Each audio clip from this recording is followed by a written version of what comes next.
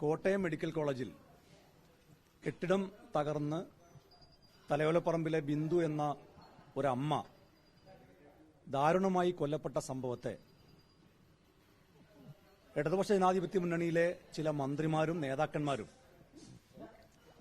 മലയാളിയെ ആകെ നാണിപ്പിക്കുന്ന തരത്തിലുള്ള ന്യായീകരണവുമായിട്ടാണ് പ്രതിരോധിച്ചുകൊണ്ടിരിക്കുന്നത്.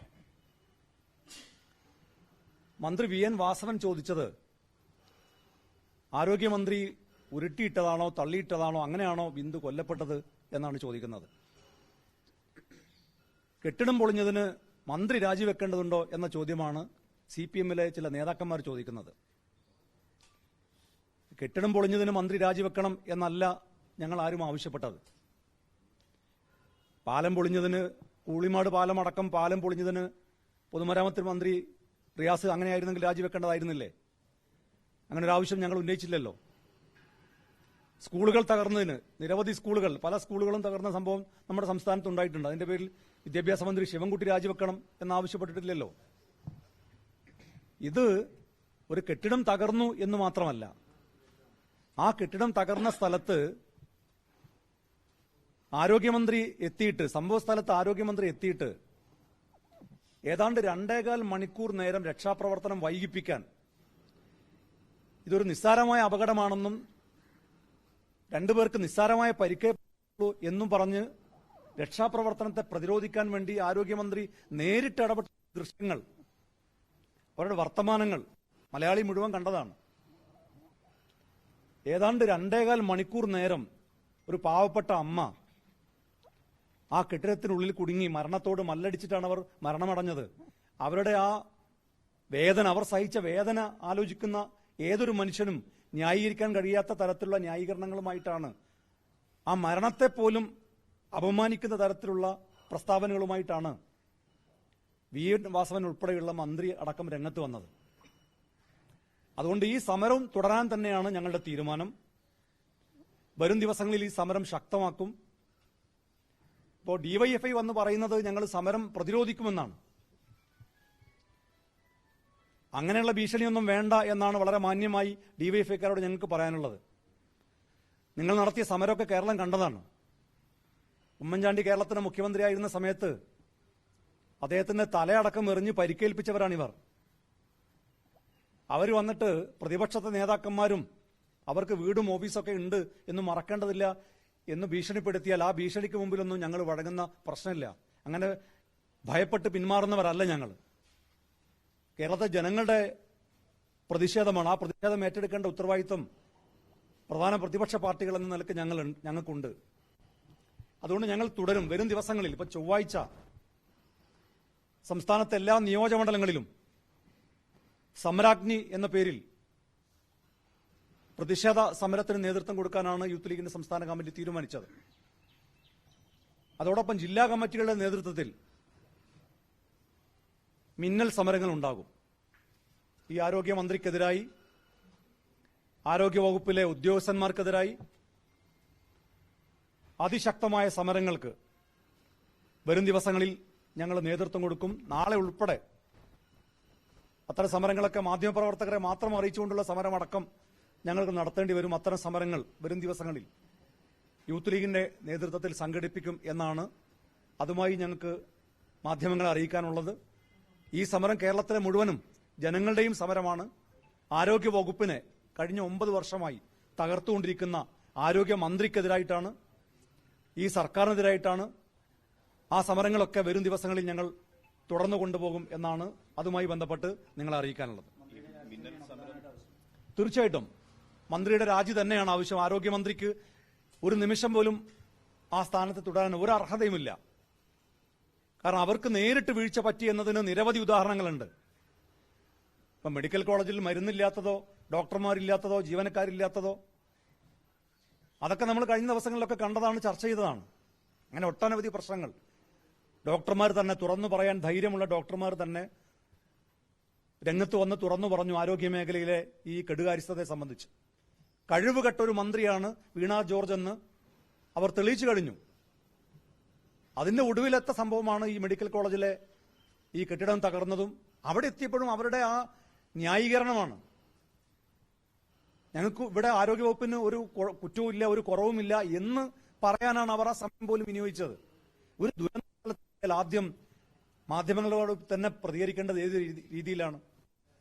രക്ഷാപ്രവർത്തനം നടക്കട്ടെ, രക്ഷാപ്രവർത്തനം നടന്നുകൊണ്ടിരിക്കുകയാണ്, അതാണ് ഇപ്പോൾ ആവശ്യമുള്ളത്, രക്ഷാപ്രവർത്തനത്തിന് ഞാൻ നിർദ്ദേശം കൊടുക്കുകയാണ് എന്നല്ലേ മന്ത്രി പറയേണ്ടത്? അതിന് പകരം ഇവിടെ എല്ലാം ക്ലീനാണ്, ഇവിടെ എല്ലാം സേഫാണ്, ഇവിടെ ഒരു പരിക്കില്ല, ആർക്കും സാരമായ പരിക്കില്ല എന്ന് വരുത്തി തീർക്കാനാണ് ആരോഗ്യമന്ത്രി ശ്രമിക്കേണ്ടത്. അപ്പൊ ആരോഗ്യ മേഖലയിൽ ആകമാനം നടന്നുകൊണ്ടിരിക്കുന്ന കൊള്ളരുതായ്മയെ മറച്ചുവെക്കാൻ വേണ്ടി കഴിഞ്ഞ കാലങ്ങളിൽ എല്ലാം ശ്രമിച്ചതിന്റെ ഒടുവിലത്തെ ഒരു സംഭവത്തിൽ അവർ നേരിട്ട് വന്ന് ന്യായീകരിച്ചപ്പോഴുണ്ടായ ഒരു ദുരന്തമാണ് ഒരു അമ്മ കൊല്ലപ്പെടാൻ ഇടയായത്. ആ ഉത്തരവാദിത്തത്തിൽ നിന്ന് ആരോഗ്യമന്ത്രിക്ക് ഒരു കാരണവശാലും ഒഴിഞ്ഞു നിൽക്കാനാവില്ല. അതിന് ആരോഗ്യമന്ത്രി മറുപടി പറഞ്ഞേ തീരൂ. ആ ഉത്തരവാദിത്തം ആരോഗ്യമന്ത്രി ഏറ്റെടുത്തേ തീരൂ. അതുകൊണ്ട് ആരോഗ്യമന്ത്രി ആ സ്ഥാനത്ത് തുടരാൻ അവർക്ക് അർഹതയില്ല. അതുകൊണ്ട് അവർ രാജിവെക്കണം എന്ന് തന്നെയാണ് ഞങ്ങൾ ആവശ്യപ്പെടുന്നത്.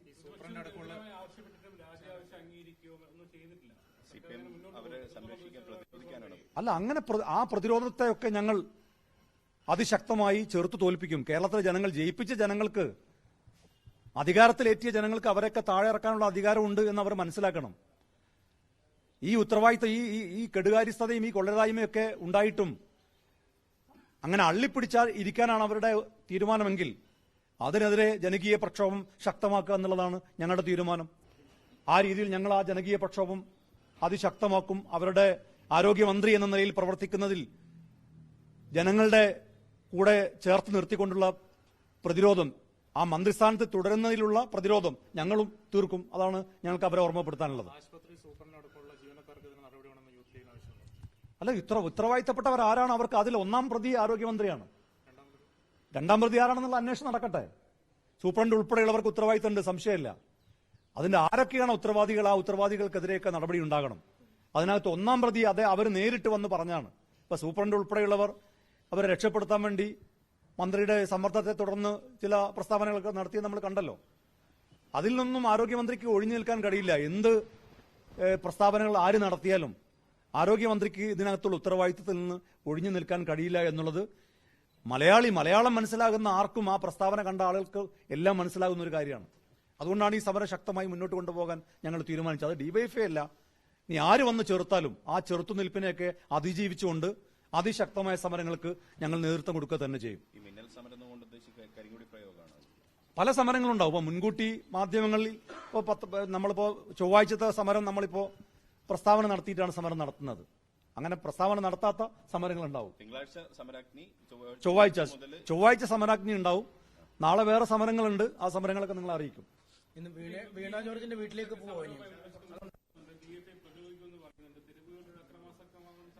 അക്രമാസക്തമായ സമരത്തിന് നേതൃത്വം കൊടുക്കുക എന്നുള്ളത് ഞങ്ങളുടെ ഒരു കീഴ്വഴക്കമല്ല. അത് ഡിവൈഎഫ്ഐയും SFIയും ഒക്കെ ചെയ്യുന്നതാണ്. ബസ്സുകൾ കത്തിക്കലും എന്തെല്ലാം അക്രമങ്ങളാണ് നമ്മുടെ സംസ്ഥാനത്ത് അവർ ഇത്രയും കാലമായി നടത്തിയത്. അത്തരം സമരങ്ങളുടെ ഒരു രീതി ഞങ്ങൾക്കില്ല. അതേസമയത്ത് ജനാധിപത്യ രീതിയിലുള്ള പ്രതിഷേധവും അതുപോലെ തന്നെ ഇവരുടെ ധിക്കാരത്തിനുള്ള ചെറുക്കലുമൊക്കെ ഞങ്ങളുടെ ഭാഗത്തുനിന്നുണ്ടാവും. അത് ശക്തമായ രീതിയിലുള്ള സമരങ്ങൾ ഉണ്ടാവും. ഇന്നിപ്പോ ബിന്ദുവിന്റെ വീട്ടിലേക്ക് പോയിരുന്നു മന്ത്രി, പോയി. പോലീസ് ഒന്നുമില്ല, CPM-കാർ തന്നെയാണ് പിന്തുണച്ച് പോയതെന്നാണ് അവർ സോഷ്യൽ മീഡിയയിൽ പറയുന്നത്. ഒരാളെയും കണ്ടില്ല അവിടെ മുദ്രാവാക്യം വിളിക്കാൻ പോലും. അതുകൊണ്ട് ഞങ്ങൾ ഇനിയും പാർട്ടി ഉണ്ടാവും കൂടെ, നിങ്ങൾ സൂക്ഷിച്ചോളാൻ തന്നെയാണ് പറഞ്ഞിരിക്കുന്നത്. അവര് പിന്നെ കൊല്ലപ്പെട്ട സമയത്ത് ആ കുടുംബത്തിന് ആദ്യം ധനസഹായം കൊടുക്കാൻ വേണ്ടി തയ്യാറായത് ആരാ? UDF-ന്റെ MLA ആണ്. മുൻ മുഖ്യമന്ത്രി ഉമ്മൻചാണ്ടിയുടെ മകൻ കൂടിയായിട്ടുള്ള ചാണ്ടി ഉമ്മനാണ് അവർക്ക് 5 ലക്ഷം രൂപയുടെ ധനസഹായം പ്രഖ്യാപിച്ചത്. അതൊന്നും പരിഹാരമാണ് എന്ന അർത്ഥത്തിലല്ല.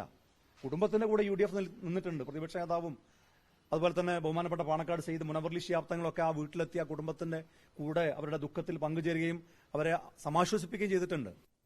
പിന്നെ ഇത് UDF ആരോഗ്യമന്ത്രിക്ക് അവരുടെ വീട്ടിൽ പോകാൻ കഴിഞ്ഞത്. ഇത് UDF എങ്ങാനും ഭരണപക്ഷത്തും UDF-ലെ ഒരു ആരോഗ്യമന്ത്രിയാണ് ഇത്തരത്തിലൊരു പ്രസ്താവന നടത്തിയിരുന്നെങ്കിൽ അവർക്ക് വീട്ടിൽ പോകാൻ പോലും കഴിയാത്ത രീതിയിലുള്ള അക്രമാസക്തമായ സമരമായിരിക്കും ഡിവൈഎഫ്ഐയും അതുപോലെ തന്നെ CPM-ഉം ഒക്കെ നടത്തുക.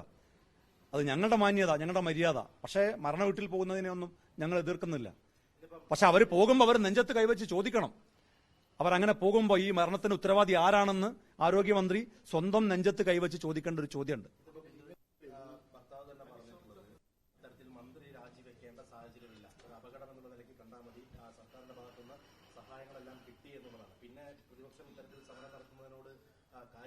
അവർക്ക് അങ്ങനെയല്ലേ പറയാൻ കഴിയൂ. ആ പിതാവും അവരുടെ ഭർത്താവും അല്ലെങ്കിൽ അവർ മക്കൾ എന്നൊക്കെ പറയുന്ന ഒരു അമ്മ അല്ലെ ഒരു ഭാര്യ നഷ്ടപ്പെട്ട ഒരു വേദനയിൽ നിൽക്കുന്ന സമയത്ത് അവർക്ക് അങ്ങനെ പറയാൻ കഴിയും. അത് അവരുടെ വിശാല മനസ്കഥ, അല്ലെങ്കിൽ ആ കുടുംബത്തിന്റെ ആ സമയത്ത് പറയേണ്ട ഒരു പ്രതികരണം. അവരല്ലാതെ മന്ത്രി രാജിവെക്കണം എന്നൊരു പ്രസ്താവന നടത്തേണ്ട ആളുകളല്ല അവർ. പക്ഷെ അങ്ങനെയൊക്കെ പറയുന്ന ഒരു കുടുംബത്തിലെ ഒരു പാവപ്പെട്ട സ്ത്രീയാണ് തന്റെ കെടുകാര്യസ്ഥത കൊണ്ട് മരണത്തിലേക്ക് തള്ളിയിട്ടത് എന്ന ഒരു ചിന്തയാണ് ആരോഗ്യമന്ത്രിയുടെ ഭാഗത്ത് ഉണ്ടാവേണ്ടത്. അല്ലാതെ അതൊരു അവസരമാക്കി എടുക്കുകയല്ല വേണ്ടത്. കുടുംബത്തിന് ഇപ്പോഴും ചെയ്തിട്ടില്ലല്ലോ. അവർക്ക് താൽക്കാലിക ജോലിയല്ലേ അവർ പ്രഖ്യാപിച്ചത്. അവർക്ക് സ്ഥിരം ജോലി കൊടുക്കണം. ആ കുടുംബത്തിലെ ഒരാൾക്ക് സ്ഥിരം ജോലി കൊടുക്കണം. ഇപ്പൊ തന്നെ ഞാൻ മനസ്സിലാക്കുന്ന 50,000 രൂപയാണ് അവർ കൊടുത്തത്. അതൊന്നും മതിയായ ധനസഹായമല്ല.